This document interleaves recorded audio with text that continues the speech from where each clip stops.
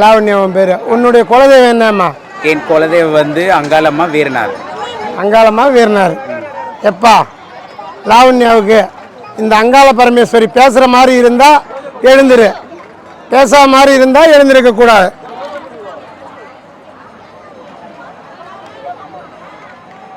அங்காள பரமேஸ்வரி அகிலாண்ட கோடி பிரம்மாண்ட நாயகி மண்டலம் தண்ணியில் கண் கொண்ட தெய்வமே, லாவண்யாவுக்கு ஏமா வரமாட்டா? திஷ்டி ஓம்பல் கண்ணார் எதுனா இருக்கா? இல்லைன்னா வாடி, ஏன்டி யோசனை பண்ணுறா? அவள் இந்த மாதிரி பொண்ணு தானே. எம்மா நல்லா இருக்கு, அந்த அம்மா உன் கூடயே இருக்காங்க தெரியுதா? யோசனை பண்ணி தான் உங்ககிட்ட வருவாங்க தெரியுதா? யாரும் வந்து ஒன்றும் பண்ண முடியாது, ஒன்றும் செய்ய முடியாது. யோசனை பண்ணி தான் அவளுக்கு என்ன இருக்குது, என்ன நமக்கு கொடுக்கணும், அந்த பலனை கண்டிப்பாக உனக்கு கொடுக்குறாங்க. அதேமாரி எப்பா வீரப்பா போடா நீனு. சரி, அந்த வீரப்பா லாவண்யாவுக்கு வர மாதிரி இருந்தால் எழுந்திருக்கணும், இல்லைன்னா வரக்கூடாது.